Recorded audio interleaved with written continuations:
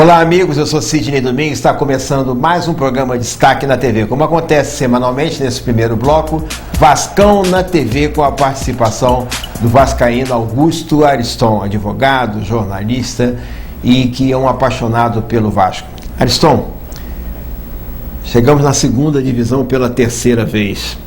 O que você acha que aconteceu de errado e o que você deslumbra para o futuro do Vasco com esse elenco, com essa programação, com essa diretoria para o ano que se inicia em janeiro com um campeonato carioca e depois a segunda divisão?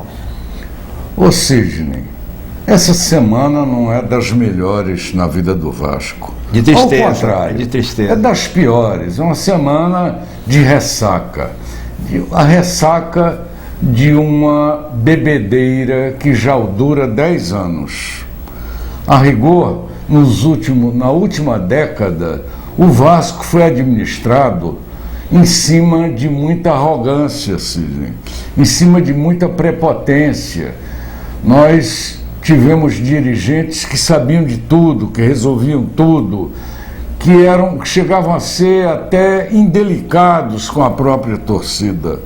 Isso levou o Vasco, incompetente também, né? Pela primeira vez na sua história, a perder a entrada de novos jovens na torcida.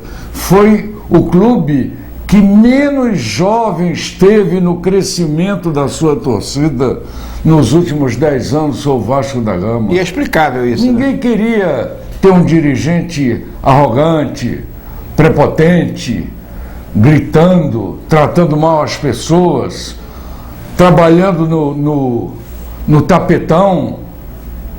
No meio dessa mistura, o que surge, Sidney? Surge um líder no campo, um ídolo. Um ídolo que foi um goleador do Vasco da Gama, Roberto Dinamite. Correm todos os vascaínos para o Roberto Dinamite e joga-se nele todas as fichas. E o Roberto Dinamite, administrativamente, foi um fracasso retumbante. Tão grande o fracasso que os vascaínos novamente migram para a antiga diretoria, a volta do Eurico, como se fosse a tábua da salvação. E aconteceu um problema muito ruim. É que Eurico voltou com os mesmos métodos, mas mais grave ainda. Lamentavelmente, Eurico voltou doente. Saúde deficitária, né? Saúde complicada, com problema, tendo que se tratar, mas sem perder a arrogância, viu, Sidney? Continuando arrogante, dizendo que ia para a Sibéria se o Vasco perdesse e tal, mas na realidade ele estava muito doente. O Vasco está chegando num problema muito difícil da sua existência. Qual é? Em 10 anos, a terceira vez volta para a segunda divisão. E o seu presidente muito doente. Agora mesmo, ele deve estar se licenciando para ir tratar da saúde no exterior. Deve assumir o vice, que já não tem a legitimidade que ele tinha. Boa ou má, ele tinha uma legitimidade. E aí vem um período conturbado na história do Vasco, que já vive esse período conturbado e vai viver com mais ventania, com mais tempestade, com mais chuva, com mais seca, porque agora está na segunda divisão. Só tem um jeito, Sidney. Os vascaínos se darem as mãos, formarem uma grande corrente. São mais de 20 milhões no Brasil. É muita gente. E no exterior também. É muita gente.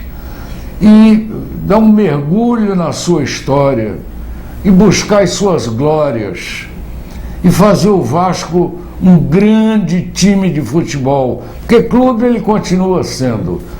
O Vasco tem que ter um estádio melhor, como o Palmeiras tem agora. O Vasco tem que ter um time melhor. Sidney, eu fui de um tempo, não muito longe, em que os craques brigavam para entrar no Vasco da Gama, disputavam o Vasco da Gama. A grande vitrine do futebol mundial. Eu vou lembrar você, ainda em 98, o banco de reserva do Vasco da Gama. A gente perde a noção das coisas. Em 1998, sentavam-se no banco de reserva do time do Vasco da Gama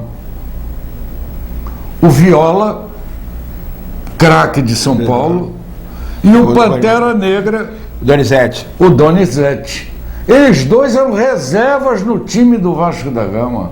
Nós precisamos voltar a um tempo de glória assim. É porque também tinha Edmundo, tinha Romário, tinha eu, tinha Juninho Pernambucano, Mazinho, tinha Juninho Paulista, tinha Mauro Galvão, tinha Felipe, tinha Pedrinho. Meu Deus Agora, do céu. o vice-presidente de futebol era o Eurico, né? Com o Antônio Soares Calçada, né? Tudo bem, mas 98, o presidente era outro, né? Era o Calçada. Mas o vice-presidente de futebol era o Eurico. Nós temos que voltar a ter um grande time. Nós temos que voltar a ter um grande clube. Isso é possível com a união de todos os vascaínos. Não adianta estar olhando para trás. Nada. Já passou. Agora é o futuro. Vira a página. Nós temos que olhar para frente. Fazer um time grande, um time poderoso, equilibrado financeiramente, gastando menos do que arrecada. Você acha que consegue manter esse elenco? Esse elenco que, dá uma enxugada, né? Dá uma enxugada, né? Eu acho que consegue, mas será que esse elenco é bom? Não, te dá enxugada. Dá enxugada. Vovôs, não. Quase enxugada. Todos ali são da minha idade. Não, é mais de 30, né? Ô Cid, não confio em ninguém com mais de 30, né? Cid, eu vou dizer uma coisa a você. Sabe quantos jogadores nós compramos esse ano? 20 e tantos, né? 45 jogadores. 45 jogadores. Foi o clube no Brasil, o time de futebol, que mais jogador comprou. Agora, desses 45, a metade tem mais de 35 anos. É a turma da Bengala. Então, se você pergunta se vai ficar por ano que vem, não, eu espero que o Vasco limpe a área, que dimensione e organize um time para disputar a Série B o ano que vem. E o Carioca em janeiro já começa. O Carioca em janeiro. E que se prepare para ser a base de um grande time. Chega de bengala. Aliás, eu andei comprando umas bengalas, prevendo o futuro, e eu tenho lá em casa um depósito com as 10 bengalas. Eu estou com vontade de ir lá para São Januário para distribuir essas bengalas, porque tem muito jogador ali precisando ir para casa. Vamos fazer um time jovem, um time novo, um time pujante. Vamos comprar valores novos nos outros estados. E aproveitar também a prata da casa. Vamos aproveitar a prata da casa. Vamos botar ali 2, 3 jogadores de muito bom nível para balizar o time e vamos fazer um grande time. O Sub-17 foi campeão. O Sub-17 foi campeão. Não é possível que não se tire daí 2 ou 3 bons jogadores, né? É isso, a minha esperança é enorme no Vasco, sempre.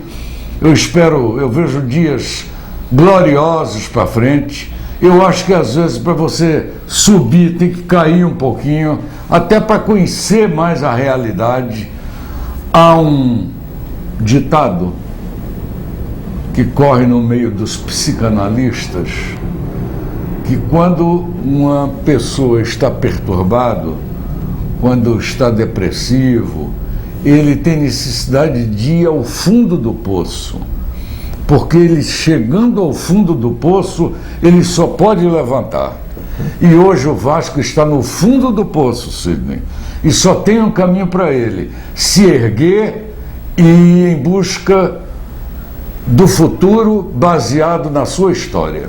Ok, Edson, infelizmente nosso tempo acabou, mas a nau não está afundada. A nau vai continuar navegando. Está em calmaria. Está em calmaria. Está em calmaria. Tá em calmaria. E a cruz de moto. Eu coloquei. Até a próxima, Edson. Um abraço, foi um prazer enorme.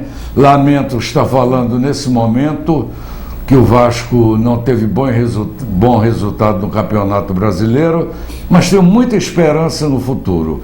Eu acho que o Vasco dará grandes alegrias aos seus torcedores. A todos nós. A todos nós. Eu coloquei no meu Facebook dizendo que no meu coração tem uma cruz de Malta, não é? E ela vai continuar sempre viva em primeiro lugar, mesmo o clube na segunda divisão. Daqui a pouco a gente volta com as entrevistas lá da Alerj.